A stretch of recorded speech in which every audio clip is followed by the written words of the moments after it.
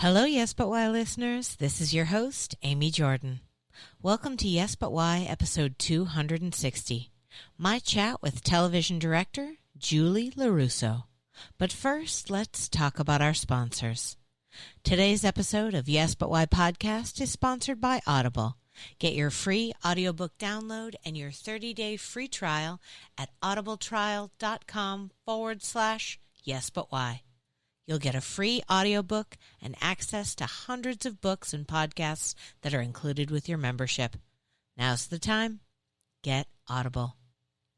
Yes But Why is also sponsored by podcastcadet.com. Podcastcadet.com is all about helping people with podcasting. My husband and I started this company because we wanted to help our fellow podcasters be the best that they can be. So let us help you sort through all the bad advice online and find the right podcasting path for you. Connect with us now at podcastcadet.com. Use promo code YBY20 and you'll get 20% off the first service or workshop you buy. This week on Yes But Why, I had an amazing talk with Julie LoRusso.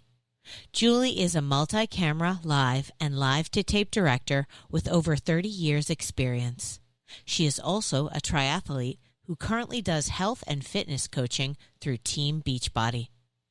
Listen in as Julie regales me with great stories, from her first kiss on stage to the start of her TV career at MTV. In our conversation, we talk about puppets, heavy metal music, and internships. I now present to you Yes But Why, episode 260, Julie LoRusso and the daily meditation of learning, growing, and becoming a better self. Enjoy.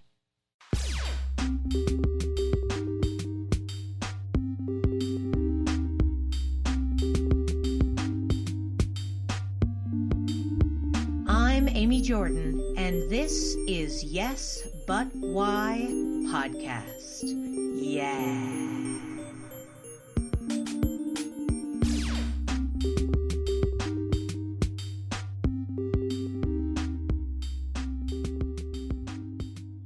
What was the first time in your life when you really felt taken by the creative spark?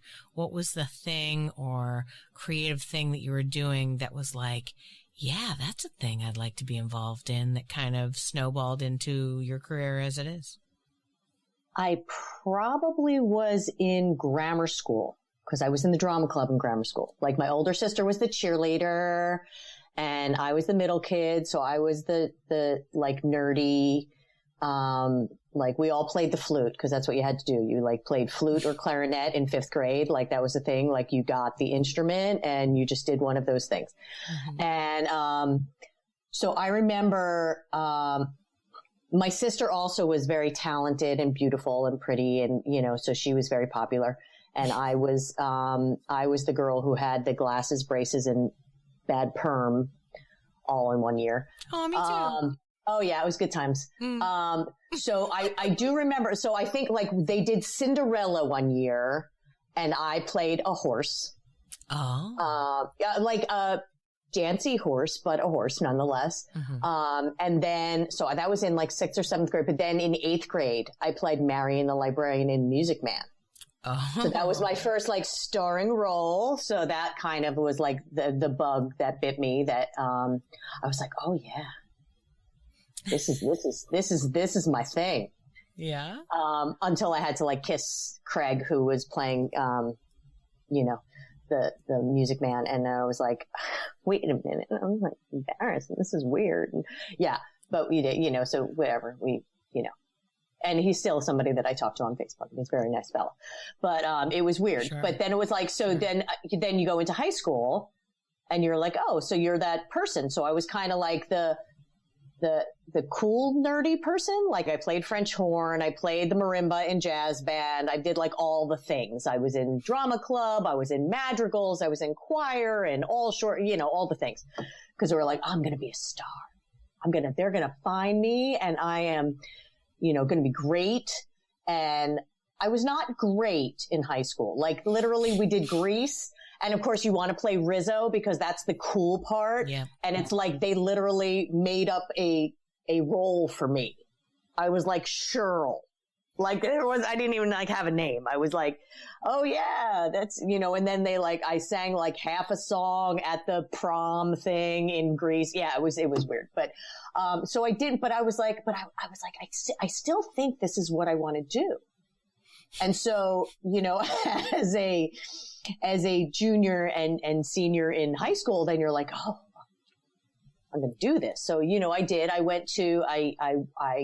got myself to the city and I auditioned for like the American Dramatist, you know, college, whatever. And, wow. And I auditioned for Montclair State University, their Bachelor of Fine Arts program. And I actually got accepted to both, but I decided to go to Montclair. They had a big theater. They had a very good program. And again, you go through college and you're like, I was, you know, the head courtesan in A Funny Thing Happened on the Way to the Forum. You know, it was like, all right, I don't know if this is really going anywhere. Like, you know, in one of like the dramas I played, you know, was one you know, so I never got, but also by like my sophomore year in college, I was like, oh, actors are kind of dicks. I don't, you know, I don't feel good about, like, they don't make you feel good about yourself. Everybody's like telling you how bad you are. And you're like, I felt good in dance class. Like that was like, you know, I took some great modern dance classes but I was like, but I love the technical side of it. So as a Bachelor of Fine Arts, you're getting a degree in acting and directing. So, you know, so you have to take both classes. So you're basically a musical theater major, but the degree is in acting and directing. And so, you know, I'm taking the directing classes, I'm taking the dance classes, I'm taking all the things. I'm taking a makeup class, and I'm 52 years old, and I still think the only time I ever wear makeup is when I'm going to a wedding. Like, I don't wear makeup. I was like, it's whatever, pretty or not, it's just not happening. So I like it when other people put it on me, but I'm not good at doing it myself. You know what? And I have my morning routine down to a like the minute. And I was like, you know what? That's not one of the places I want to spend my time. I would rather get up in the morning and work out and journal and meditate and do all the things and not spend a second doing my makeup. Yeah.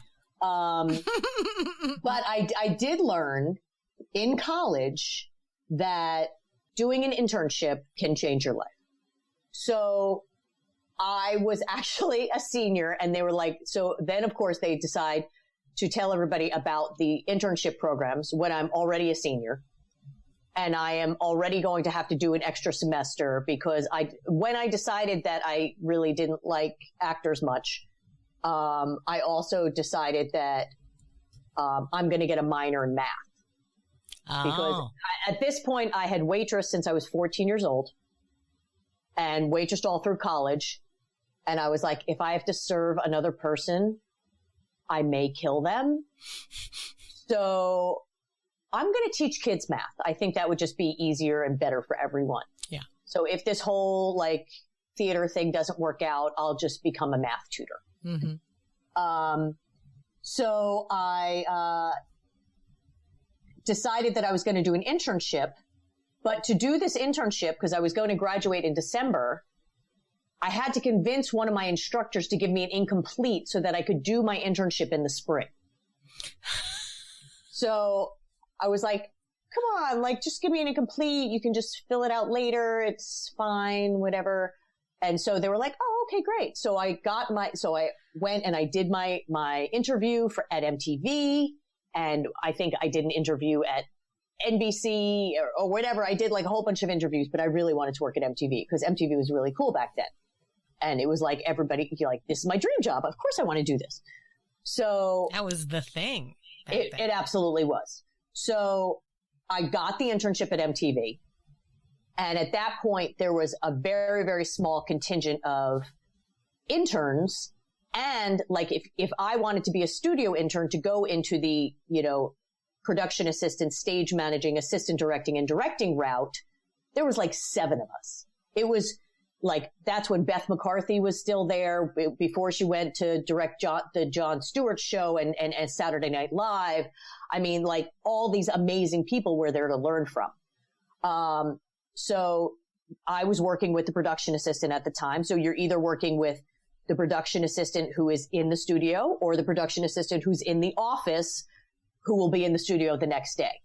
So being that I didn't have any classes, I was a 5-day-a-week intern. I learned all the things. It was great until around April, when the teacher that I convinced to give me an incomplete forgot to give me an incomplete and gave me a grade. And then you get the call like, oh, hey, by the way, if you're going to continue this internship, you need to now pay $300 a credit. I was like, oh, because now I'm no longer an undergrad. Like, now all of a sudden I'm a graduate student doing an internship because he gave me a grade, and technically I had all my grades to graduate now.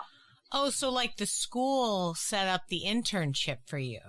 Okay. Just because like every internship I've ever done in my life was after I graduated college. Yeah. Because I also didn't know internships were a thing.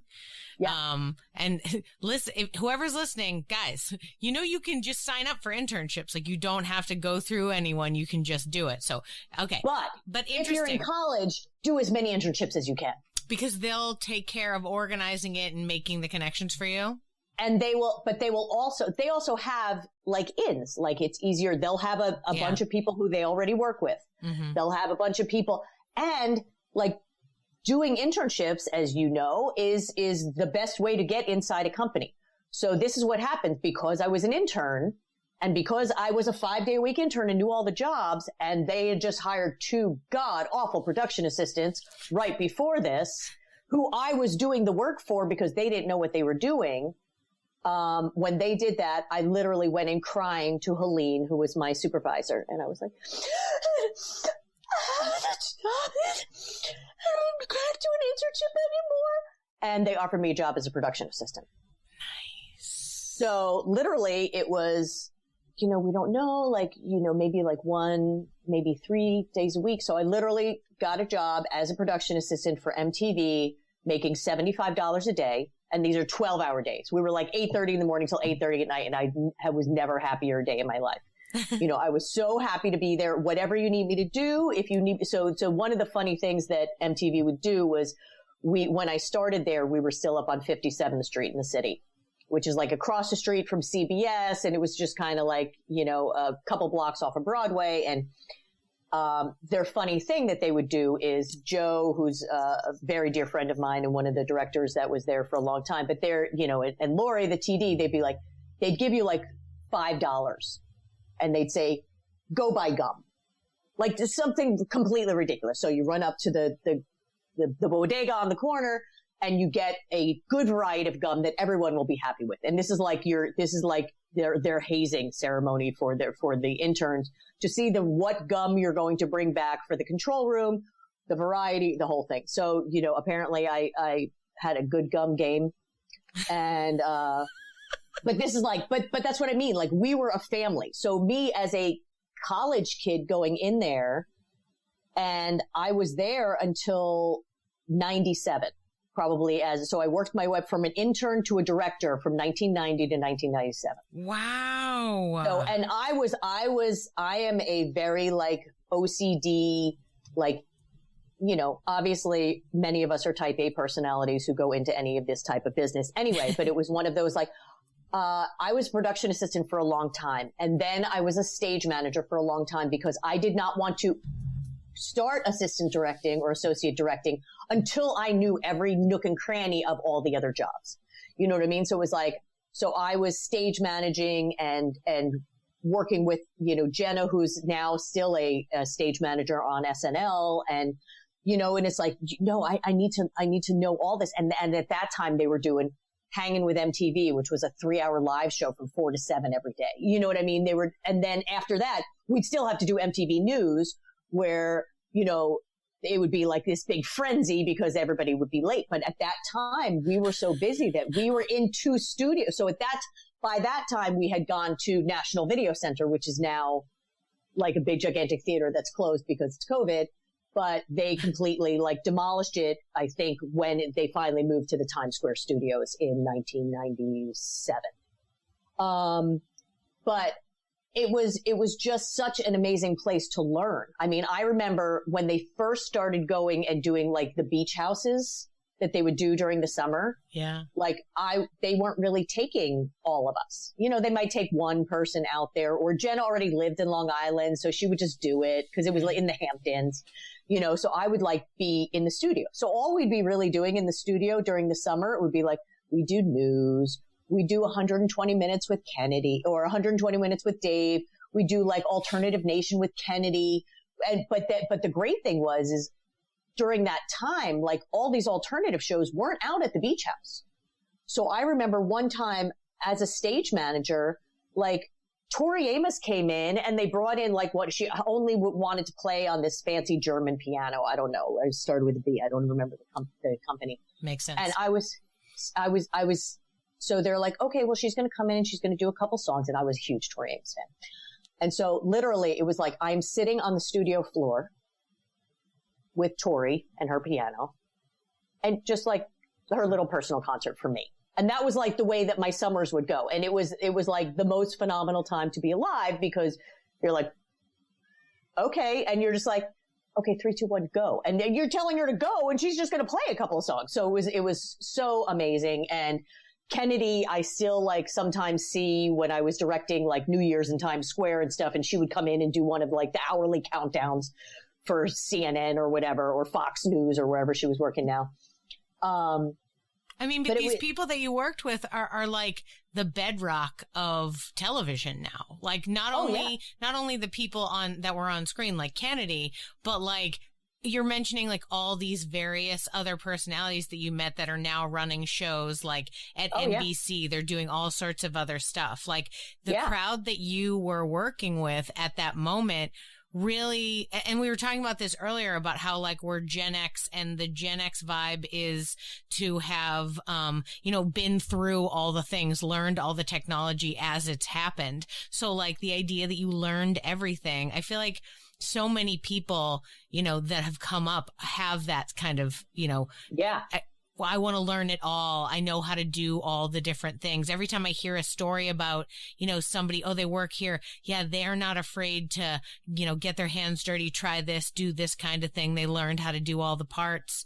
Do you think that was associated with your theater background? Like, cause in theater, there's I think part of it, cause the great thing about going to Montclair was they had a 1,006-seat theater in Montclair. And Montclair is about 20 minutes out of the city. And so all the touring, not only did I end up doing a lot more technical stuff, like I was on the lighting crews and the rigging crews and all that kind of stuff.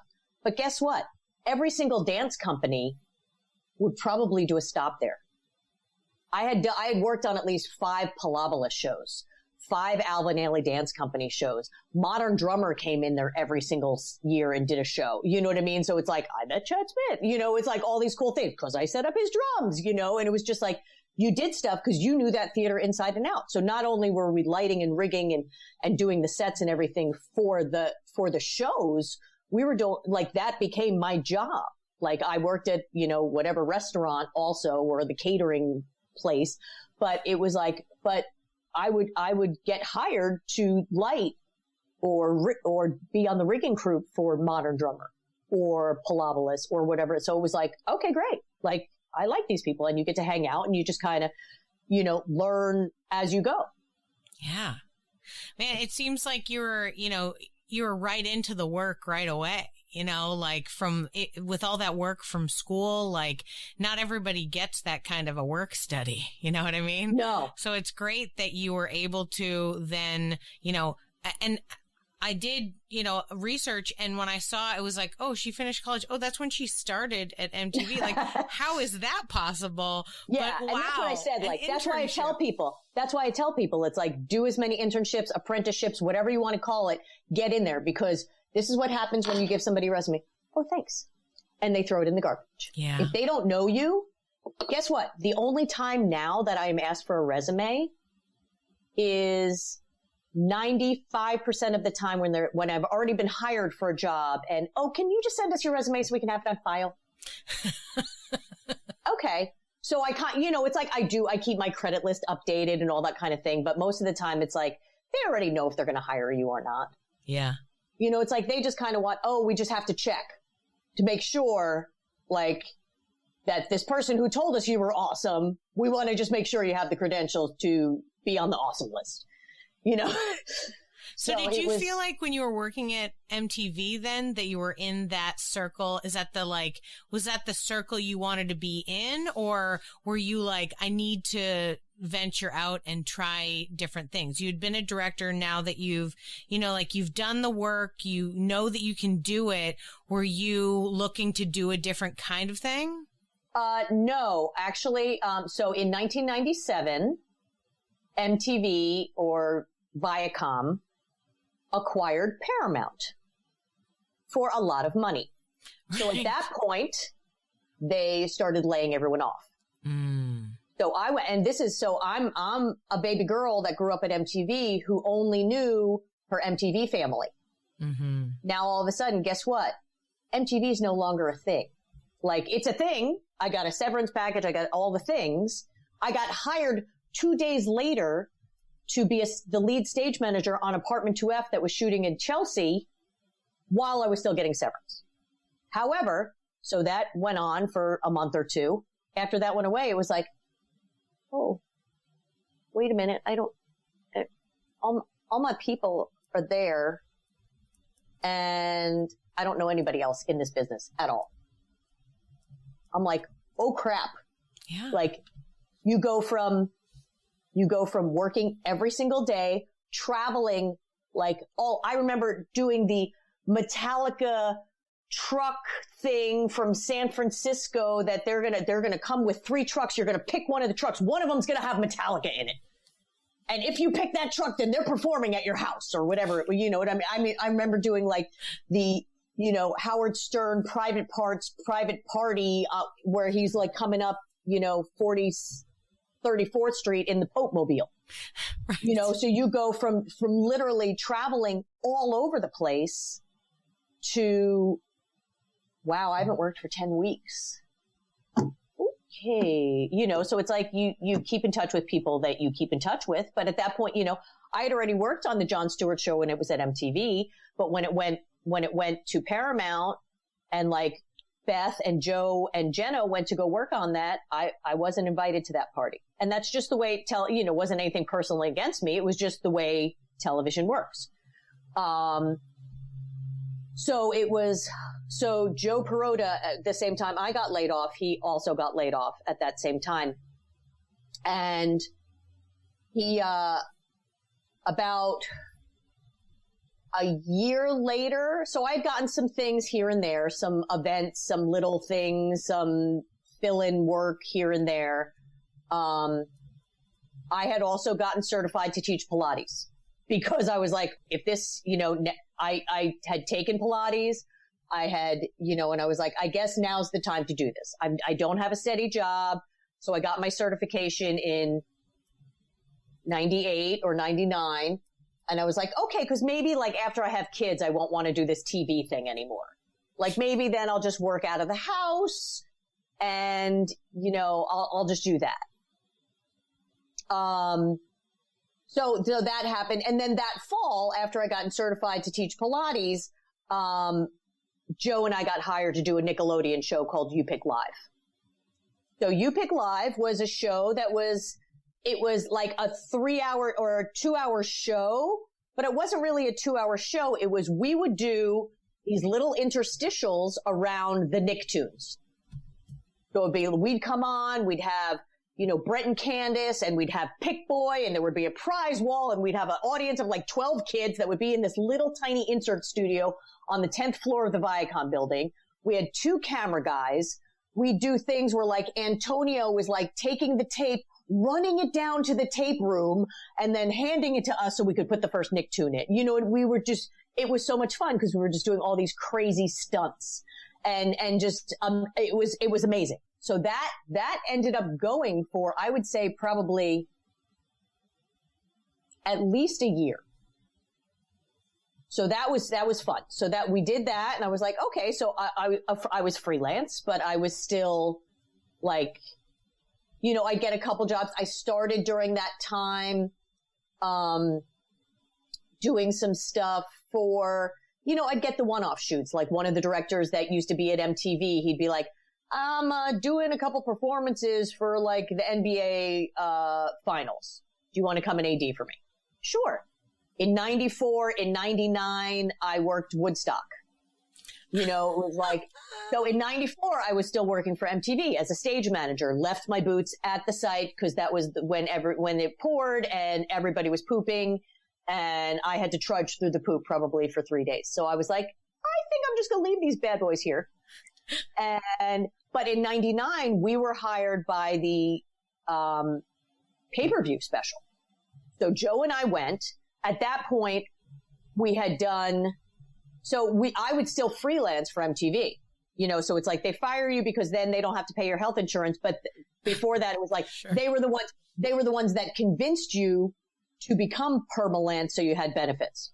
So it was like by the time I worked for them all that time. And then like the last probably year I was permalance and then I got laid off. I was like, I just should have stayed freelance. But, you know, so Joe and I at that point had done like 4 Dave Matthews concerts. So so it was funny, like they were playing like poker with all the bands at like Woodstock 99. And like there was 5 director teams that were there. And Joe was like, well, we've already done like things. So I'll take Dave Matthews and Sheryl Crow and you guys can have Red Hot Chili Peppers. And you know what I mean? So it was like a thing. So like we had James Brown. We had, you know, like the like amount of just an amazing weekend that we had at that time. Because the other thing is when we did MTV, it was like we had like, you know, 24 hours a day access wherever we wanted to go because it was an MTV show. There was no pay-per-view special. So we had Kennedy crawling into people's tents at 2:00 in the morning, like to interview them. You know, and then in 99, when we're doing the pay-per-view special, my friend Joe DeMeo was doing the MTV special. They had MTV on like a little tiny corner of one of the stages with like no access to anything because pay-per-view is now footing the bill and stuff. So we had a truck for each main stage, but we also had a master control truck. So for those of you who don't know television, it's like master control are the ones bringing in, you know, the lower thirds telling you who's performing. They're the ones that have all the producers in the truck that are, you know, doing all these things. So it was like in our truck, so on the East and West stage, all they had was like the director, the associate director, the technical director who presses all the buttons and the tape guy in the back and maybe a video guy. So literally that's it. So at one point I remember Joe DeMeo comes in and he's talking to Joe and I and he says, where is everybody? We're like, oh, they're all in the master control truck. They're like, well, like, what do you do? Because basically for us, it was just like doing 10 concerts. It was amazing.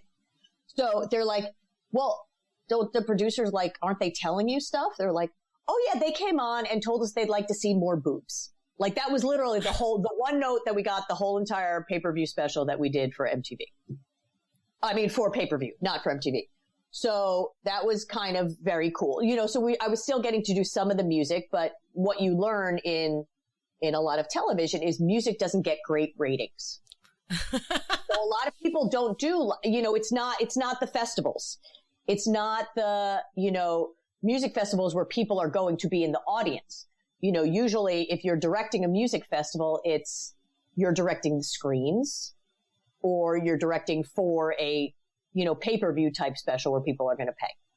But a lot of like the music shows, even at MTV, kind of went away because they were like, oh yeah, well, after Unplugged and after the thing, you know, it was like they didn't like do a lot. They're like, no, it doesn't really get the ratings, so we're just not going to do it. But what did get the ratings was reality. Mm. So who would have ever thought that there would come a time when MTV no longer really played music? You know, when MTV became a reality TV channel. Yeah. So it was weird because it was like MTV lost their brand. That was, you know, they were music television and then they weren't. So, you know, I I directed, 8 seasons of That Metal Show for VH1 Classic, which was phenomenal because that's kind of my jam. I like heavy metal, hard rock, alternative. Those are my people, so it was like when I got to do that show. So the first 4 seasons were out in California, and we go out to California and we do like a season in a week. We do 2 shows a day or whatever, and we do it with Eddie and Don and Jim, and we'd have all these amazing guests because most, rock stars, especially the heavy metal guys, are out in LA. Then we did the next ones, and we did them all up at Metropolis, which is 106th and Park. So we did that, and we did the next bunch of seasons, and then they canceled that show, and it was very sad because that show has like the built-in audience. Like we had those same guys that were in that audience all the time. They were like, oh my God, I love that show. I'm going to watch that show forever, until it wasn't a thing.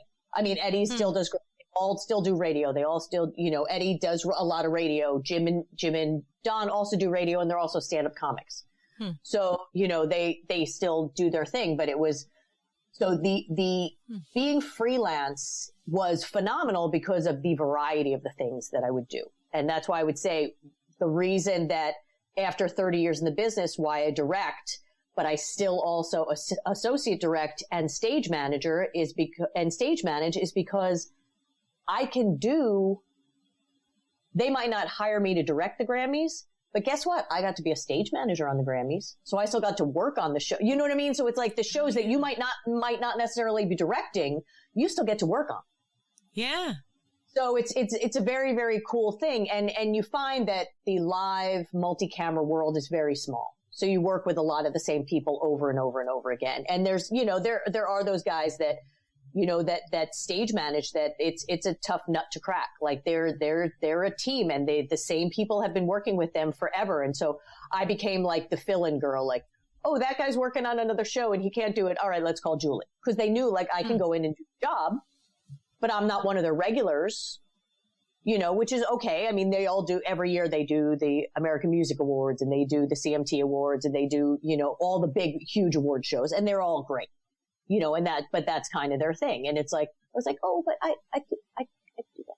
Yeah. So when I get to do it, it's great and it's fun, and but the variety that being freelance allows you is phenomenal because you get to do so many different things. And you get to choose. You get to be on the projects you want.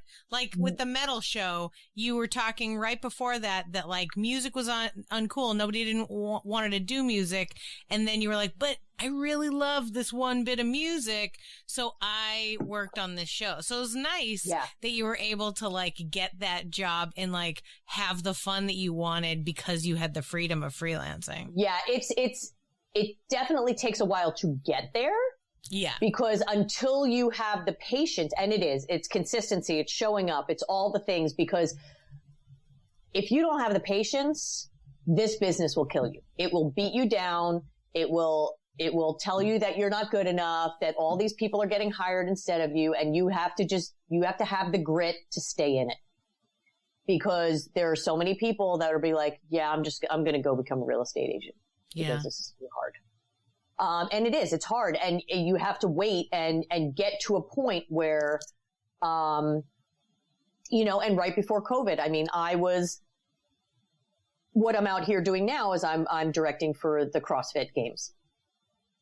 So we're doing kind of the opening to their competition season, and I worked for them for 5 years, and then they did away with their production and media department. And then all of a sudden, like, a new CEO took over, and it was like, oh, yeah, the coverage kind of sucked last year because we just told people to just cover it themselves. So now it's like, so it's like we're trying to build that back up. But everything's a process, and everything takes time, and you have to be patient. Because there were times when it was like, whew, I haven't, like you were saying, you get to pick and choose. Well, once you get to a certain point, maybe. But there was a lot of jobs that I took because I was like, ooh, okay, well, I have a family of 4, and we need a paycheck. Yeah. So this job might not be my favorite, but guess what? I'm going to do it because I'm not working this day on anything else. Yeah. So I'm going to do it because they're going to send me a paycheck, and it's going to be great, and we have groceries, and we can pay the bills. So so it is. And I mean, it takes, and I'm hoping that my kids kind of learn that life takes grit. It takes determination. It takes consistency. It takes showing up. And I find the younger people right now, either their passion is so strong for something that they will stick with something, but with digital distractions now in life, people are pretty darn lazy to stick with something. They're like, oh, gave it a month. Didn't work. Guess I'll find something else. It's like, no, it's not the way this works. Like, you have to stick with it. Yeah. You have to have the grit to stay with it, because there's so many things that they won't wait for you, or, having an 18-year-old and a 16-year-old kid right now, they're like, oh yeah, well, it's not on Snapchat, it's not cool. And if it's, and it's like, no, but there's like, you need to put your phone away, because you have less than a year and a half left of school. Like, this has to be your job right now. And they don't want to hear that. Well, I wonder if it's because things move so quickly for them. Like think about how, we're talking about the idea that over the 7 or so years you were working at MTV, the music thing that you were working on lost its favor through the audience. And then they were like, maybe we shouldn't do this anymore. And they made a decision and it changed. Now that happens in like a week. Now they're like, yeah, we've put up 3 music shows and no one's watching it, so music no longer available on Facebook. You're like, what? What do you mean? And when did that happen? So like things are just a lot faster for them. Like the world makes a decision and it turns its head like so quickly. In 3 seconds, the like most famous band in the world could be like the worst band in the world in like 2 weeks. So I think a lot of it is there's no 15 minutes of fame anymore, because everybody's an internet sensation for a hot second. Well, yeah. It is. And it's sad in a way, because you know what I mean? Like we made friends, and I rode my bike to my friend's house when I was young. Now that's like not a thing. Like, kids are staring at their phones. Kids don't talk to each other. I was like, my 16-year-old was like, I don't know, maybe something's wrong. He doesn't leave his room. I was like, hey buddy, do you have friends? Like, cause it's like, and it is, he has friends, he's talking to them online, but everything's driven by digital. That it's, and now you can't even, I'm taking away your computer. You can't take away his computer because he does school on his computer.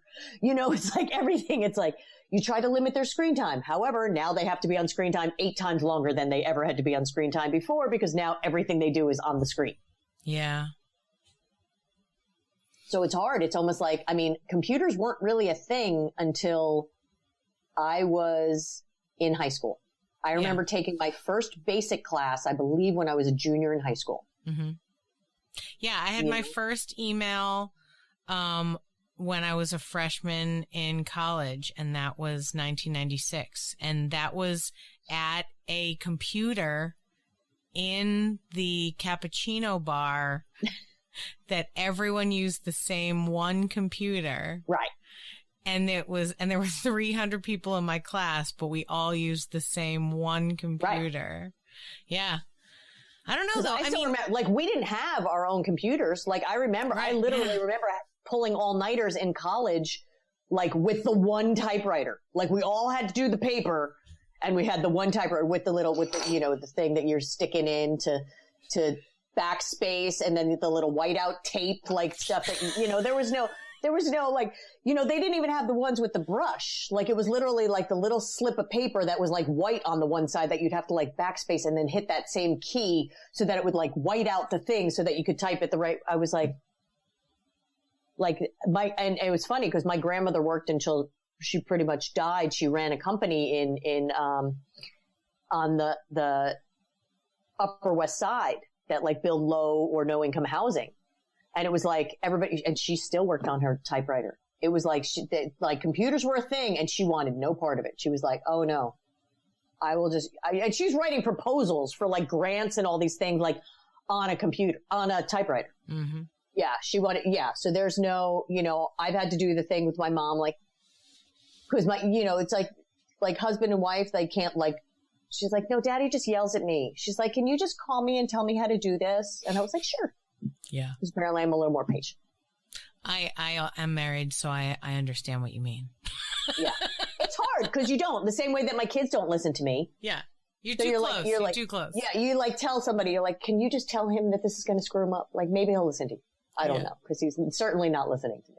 Well, what I always think about kids is I try to think of who myself when I was a kid, and I pretty much just wanted to do what I wanted to do, and I didn't care what anybody else had to say. No. And I'm pretty sure that sort of lasted all the way through. I've maintained that as I continue. This is an interesting idea, though, the idea of, because one of the things that I found really most fascinating about the stories that you've told me so far is this idea of you going in and just like learning all the details and like learning how to do all the different parts and like just that the idea of that is so great. And I appreciate that because I feel like I came from that in the theater world as well. Like I came up and was like production interns and stage management interns. And I did a bunch of work in stage management before I ever tried to be an assistant director. And then, and then got an internship as an assistant director. So it was like I was trying to, work my way up in that way. But I wonder, since you're still working as a director in television, do you notice that the way that it works is different now? Like for the kids that are coming up, we mentioned earlier the idea that like on a union show, who does what is very specific and you can't do a job that's not your own job. But that's not every job. So, but do you notice a difference in the way that work gets done or like the flow now that things are, faster and online and also separate? I will say that, technology is great and it's not great. Like when I do a show and then the fact that everything's on Frame.io. You know what I mean? So it's like all of a sudden they'll be like, oh, we have the rough draft here. And here's all you need to do. You need to just go in the timeline. And when you want to do something, you just type in your notes and you know what I mean? Whereas before you'd have to go to the office. You'd have to sit with the editor. You'd have to have him show you the thing. So now it's like, in a way, things can happen that quickly. But does it take part of the creative out of it because you're not there to be like, oh, wait, can you show me camera 5? Oh, wait, can you show me, you know what I mean? So it's like you kind of just relying a lot more on them. Like, oh, well, what, didn't we do another take? Like, do we have a take where Cookie Monster clears the frame? Like, you know what I mean? And it's like, but that's the kind of thing. And you're just trying to go on memory because you're not sitting in the edit room with that person. I remember working on certain shows with, my very first job as a first AD was, a show I did, for PBS. So it was working with, Angela Santamero, who was one of the creators of Blue's Clues, and Michelle Band, who's a very dear friend of mine who was, executive producing and directing that as well. And they almost didn't hire me. Because they were like, oh, what have you first AD? And I'd be like, well, nothing. But, or, well, have you made schedules before? Well, no, like we always had a production management department that did that. So I knew when I got that job that I had to freaking knock their socks off. So I literally came in and I had a deck of different colored like index cards. And I literally mapped out their whole show on Michelle and Angela's wall of like, okay, well, pink's going to be all of Jen's things. And then there was a puppet and all the things. And I had all the different things. And we just mapped out the whole entire season on the wall. And they were like, oh, we almost didn't hire. But I was like, I was determined. And then so that wasn't even, that was more like, I was first ADing, but it was still like stage managing. Like I could still use my normal like stage managing things because it was like real humans and stuff. the first job when I was working on No Strings, and when I went in and I knew I was going to be the first AD and have to call a show from the floor, I literally had gone on Google or whatever and like things the first AD says. And I was just going to teach myself. And I was like, okay, last looks, like literally, like I had no idea what I was doing whatsoever. And I like made jargon. Like you're just yes. What does like this all mean? the things. Oh, wow. Yeah, because as a live multi-camera director, we're just counting 5, 4, 3, 2, 1, go. Like you don't say the one, but you 5, 4, 3, 2, and then you point at them and they do their thing. Like as far as, whatever, you send makeup in, but you're doing this live to camera. So there's no last looks. There's no anything. It's like you get out of a makeup chair, you go onto the set and you do a show. Yeah. I'm not making schedules because we have a whole department in MTV that makes the schedules. So it's that kind of thing was so different. Yeah. It was like I ended up working like during my laid off time, I ended up working for some like horror movie thing in like Hoboken where we were shooting that they hired me as like the first thing. And I was like, I'd be there like making schedules. And I was like, I don't know what I'm doing, like as the second AD or first, whatever it was. And I was like, okay. And I don't even think we ever got paid for, it was one of those like, I was like, okay, I'll do it because I'm not doing anything else. So I might as well, there's a chance that I might get paid for this someday. So whatever. But it was a lot of like learn by fire. Yeah. Are there a lot of situations in which the job like description is different based on who you're working for? Like, are there things or skills that people need to know that might have like, at this place it was this job and at this place it was this job. So you should learn it because you might have to use it. If like, I come from such a different thing because I'm from a theater background. Mm-hmm. I didn't ever take a television class. Sure. So I don't know, but I would think like the same skills that you would use in news or anything live or live to tape multi-camera would be the same. If you're a stage manager, you're on the floor. If you're an associate director, you're in the control room. Certain jobs are different. Certain jobs are the stage manager on Sesame is more like a first AD because there'll be a studio manager and Teresa will make the shooting schedule. But then Sean, who is the stage manager, is kind of the first AD. So he's the one calling the last looks because if there's a human, obviously if there's not a human, you get the puppet wrangler to come in and fix if, some fur's out of place or whatever. But, or if they need to change out props or any of that. But it's different based on what you do. Film is obviously very different. Film is you have your first AD, you have your second AD, and those are the people that are running the show. Right. You have your director who will be interacting more with the talent than with the crew. Your first AD is really your communication to the crew and all that. So the same thing. If you know that you want to more go into film, then that's where you're going to try to intern. You're going to try to get your internship on, a Law and Order or a whatever. I don't even know what else tapes in the city now. But, more that kind of thing. Well, not much tapes in the city right now, but like Manifest. I was like, is Law and Order still taping? Wow. I mean, I would not put it past them. I think SVU still's a thing. I think that's the only one, but, they all already live together in a single house, I imagine. They just, but as far as like, I think Manifest still shoots in the city because I have a very good friend of mine who works on SNL. Her husband is a prop guy. Mm-hmm. So he works on Manifest. He works, so a couple of the comedies still shoot in the city, but the majority of that's in LA too. So if you want to do film or you want to do that kind of stuff, New York might not be the best place for you. So it really depends on kind of which place you want to go to. Yeah. There are some talk shows that are out in LA though. Most of the talk shows I would say probably in New York, but there are some in LA as well.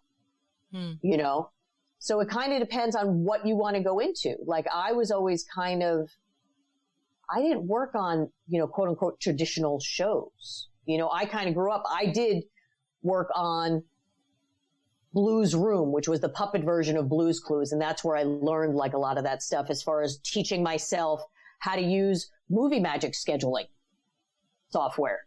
You know what I mean? Like they use that there. And I was like, oh, and when I started working on those puppet films, like I had to teach myself that. Like, I don't know. They're sending me lists of all the things that I have to then input into this so that we know what puppets, what props we need for each of these scenes. And, you know, that it will automatically populate when we know, and what puppeteers are coming in on what days and that kind of thing. So it's a lot of it is you have to keep learning because stuff does change, especially now that there's so much more technology, that you want to be in a situation and you can't be afraid to spend the money to learn. I actually bartered getting movie magic software. One of the jobs that I did with Michelle, I think we were doing a commercial for Keurig. And it was with like, Jesse, Garth, you know, and it was like, and it was in a little tiny thing. And I bartered, and one of the girls in the production house was a student. So I was like, look, you're not paying me like pre-pro days. So maybe she can get me movie magic software with her student discount and we can call it even. So she did. And that's how I got like my movie magic scheduling software, was like through that job where they only like kind of had enough in the budget to pay me for the 2 or 3 days of work or whatever that I was going to be doing. But I was like, but that's kind of, you have to be like a little bit ingenious in this business to like, you want to keep learning, but the pay you might be making might only be paying the rent.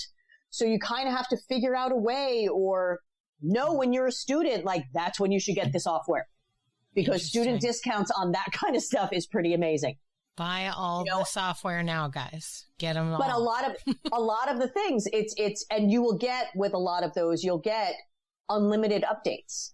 You know, until you need a new Mac, because you know that your Mac won't take the fancy Mac Big Sur update that is going to happen, because you know they change it just enough that it's like, oh yeah, your RAM and swap are not having it. But is all the work that you do on Macs? The work that I do is on Macs, but I don't do a ton of my. No. Okay. Interesting. It depends on what you're doing. You know what I mean? It's a bit like they're still using Avids. They're still using, they are still using Final Cut Pro, Premiere for some things, but it's even that, like the software changes. If you want to go into editing, start editing. Yeah. There's enough ground, edit software that you can teach yourself enough. I don't care if you're working on iMovie. You can teach yourself enough of the things so that if you go and do an internship with an editor, you will have that much more knowledge when you go in, and then you just kind of absorb things like a sponge. Yeah. And even like, it's like, what are you interested in? There's so many things, and it's really hard to ask an 18-year-old what they want to do for the rest of their life. It's also really hard because like the way that I'm hearing you describe the path that you need to like focus on is it's like you need to pick the lane of television or film that you want to go into, and then just like drive yourself deep into that culture until somebody goes, hey, have you been around for a while?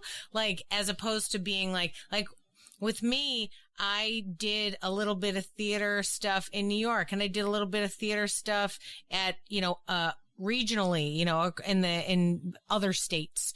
And then, and then I did a little bit of, short film stuff. And it was just like, I did such a random smattering that I never got like pulled up into any one of them. And I was always like trying to just find my way. And I found my way, but at the same time, like, yeah, if I had been like, got this job, sticking with it, like there's just one, like I'm sure we all have like a job where like you think, man, if I had gotten that one, my whole life would be different. Oh yeah. The whole trajectory. Yeah. If I had gotten that one job.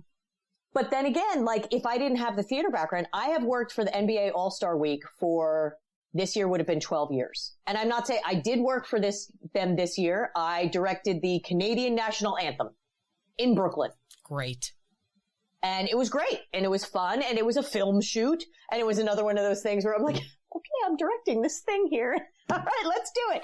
And I had but again, it was like fake it till you make it. Like you have to, I know enough about directing Do I know enough about necessarily the lenses and all that stuff? No, but that's why I have the lovely gentleman, Alex, who is the DP on this shoot. And he will then, I'll tell him what I want it to look like and he will make that happen. Yeah. You know, but the reason that NBA All-Star hired me was because they knew that I could show call. The reason I can show call is because I stage managed in theater for years. Yeah. So I've been the entertainment show caller for NBA All-Star Week for 11 years, which means I sit at the scorer's table with all the gentlemen in their suits and Dana and Abby. We're like the only females in this whole entire thing. And I sit there. So the beginning of NBA All-Star game, it's like they do a musical performance on a big stage and I'm calling the house lights. I'm calling the music. I'm calling the lifts. I'm calling all the changes that happen on the thing. So I'm talking to the carpenters. Okay. And go. I'm having them literally as soon as the buzzer goes off for the halftime, they are rolling out gigantic things onto the center court because something's going to happen out there. Yeah. You know what I mean? So it's like, so as far as before the thing, so we do the pre-show all the way through the anthems. And then we do the halftime show. That has grown into, hey, let's do some stuff for All-Star Saturday night. Hey, let's do some stuff before the rookie game on Friday. You know, so that now become like, when it's not COVID, a huge thing. You know, but the only reason that I got that job was because I have a background in theater. You know what I mean? So it's like, learn whatever you can learn, wherever you can use it, because you never know when you're going to need those skills. Yeah.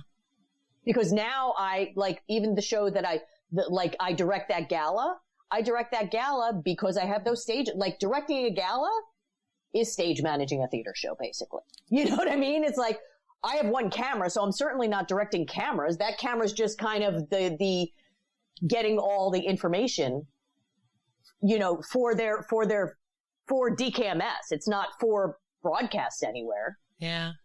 You know, this is their biggest fundraiser of the year. So I'm calling the tapes and the things. And so is some of that from television? Sure. I know how to call a show from being a director in television. However, a lot of my skills as a calling audio and house lights and all that kind of stuff is from theater. Oh man.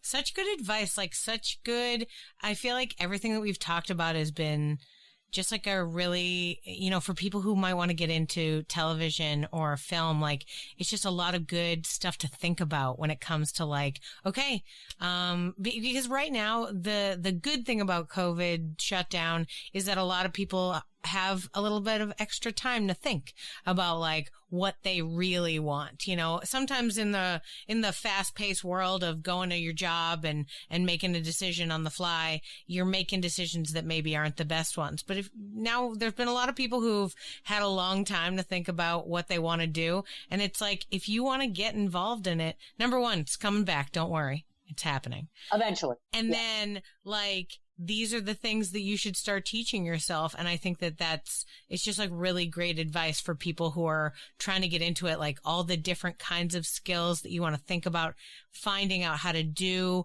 try it this way. Say you can't get involved in a TV internship right now because, you know, there aren't a lot of them.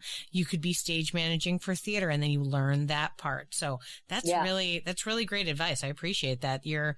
This has been a really great conversation for sure. So the last thing I want to talk to you about, thank you so much, by the way, for being on the podcast with me. It's been so great. The last thing I want to ask you about is about you and, you know, what's the thing that's like exciting you? And right now we talked earlier about, you know, how COVID is shut down and, you know, there was a big long time when you weren't working but you've stayed into it. You're still excited. You still want to do this job. Like, what is it that's exciting you? What is it that's like keeping you engaged and creatively excited that like is moving you forward and making you okay? It's so funny because I think the year of 2020 has been the year of reinvention. Yeah. Like at first, you know, we talked about it. I don't know what's happening. We're all going to die. We're not going to die. You know what I mean? It's been you know, so I ended up starting health and fitness coaching while I was doing that. But I mean, a lot of the stuff I do, I'm a former Ironman. I'm a former, you know, Spartan trifecta you know what I mean? It's like, I like doing different things always in my life. That's what fuels my fire. So it's the different people that you work with. It's the variety of what you do. It's the different, because in a normal year, okay, I'm doing CrossFit. I'm doing normally, I used to direct New Year's Times Square. So for 3 years, I directed the ball drop and all the things and some performances for Univision and Fox and all those things. And that was amazing. And then it would be like, okay, in February, I know, President's Week, I'm going to be out somewhere with NBA. And then usually like right after that was done, then I would do like 3 to 4 to 5 weeks of CrossFit. Then, so it would be like, I kind of have my year mapped out for all the cool different things. And like in between that, I'd be like, oh, and I'm going to coach some people to try to make them better. And part of that is you want to learn every day. You want to learn, you want to serve, you want to grow every single day. So you want to serve as many people as you can doing what you love to do, because that's what makes you grow as a person. So the more that you grow as a person, the more people that you want to help. So one of the girls I work with actually during NBA All-Star, she started working a couple of years for them. And she was like, I remember when I came in as a high school student while you were stage managing at MTV, and you told me to do as many internships as I could. Like, this isn't new information. This is information that I will shout it from the rooftops. Like, this is how you get in places. Like, people want to hire from within. So if you do a good job and you knock their socks off as an intern, they want you to work for them. They would much rather have you work for them than have somebody from the outside that they don't know, that they're going to spend that first 3-4 months being like, is this a good decision or not? Whereas they already know you. So sometimes you have to go in and be like, look, I will work for you for free and work my ass off because I know I am the right fit for this place. That's what's going to drive you. And I think the variety and the just in this business and my business, like I said, is pretty small. The people that you work with and the personalities I came out to California and my team is out here, and we are a family. And I haven't worked with these people since 2018. And I came back this year. Well, I worked with some of them last year, but I came back and it's like nothing's changed. It's like we're still the same smart alecky crew we once were. But it's also, they know me. They know how I work. I know how they work. I know they're going to get me what I need. So it makes it very fluid. So that's the thing. It's like, find what you love to do. Like, do it because you love it. And because that's what's going to carry you forward. And learn as much as you can about your craft. The only way to do what you want to do is to do what 95% of the people are not willing to do. You want to be in the top 5%? You have to be willing to do what the other 95% of the people aren't going to do. And what's going to get you there? Longevity. If you're going to stay in the game longer than all those other people are willing to, you're going to you can become a master at it because you put in the time and you put in the work and you didn't give up when everybody else did. Yeah. Man, that's so key. I feel like that's like right now with COVID happening and theaters closing and films not happening and just like everything shutting down, there are a lot of people that are quitting. There are a lot of people, like you said, becoming real estate agents. Real estate still selling, by the way. Yes. But like this, I hope, and I don't even have to hope it. When we return to like full-time working, the only people left are going to be the people who love it. Yes. Like the only people who didn't decide to, become a gardener or go move to Cambodia, like they're going to be in it and have been waiting, cause like my husband and I run a company that books AV labor for events. Clearly not a big money maker in the last year, right? But was for a while. Now, are we holding out on that? Yeah, we are. We're holding out hard. Yeah, because guess what? You're chomping at the bit. Because guess what? When those festivals come back, you're going to be like, oh yeah, we're good. Yeah, we got it. We're ready. Yep. Exactly. And then you can hire me as a director because that is my dream. I just want to travel around with like the music festival circuit, and like just do the big screens at there. Like that's like my dream job. That and doing voiceovers. Like I was like, oh yeah, I totally want to do voiceovers. Like I want to work from my pajamas at home, which kind of became a reality last year. So I'm kind of second guessing working from home. At this point, I was like, you know what? I'll come into your studio and do voiceovers. I was like, they have really nice audio studios. I've done a couple of radio commercials. I like standing in those booths. And you're alone, so it's not like you're like sharing germs, right? No, so I know. And I do love that. And it's funny because I do, like, even the corporate job that I just did in January and February, they're like, oh, they want a voice of God. I was like, oh yeah, I do that. So they did. They like got a mic, and I was like, now presenting, you know, and it was like, oh, okay, yeah. That's just, you know, for the DKMS gala that I do, it's like, I do the voiceovers for that just because I was like, it's something that I really enjoy to do. And I was like, oh, I can put that on my reel now. That's great. Yeah. Yeah, you can. There you go. Oh my God. Julie, thank you so much for being on the podcast and sharing your stories. It has been such a great conversation and so chock full of good information for people who might be interested in getting into television. Thank you. My pleasure. Good.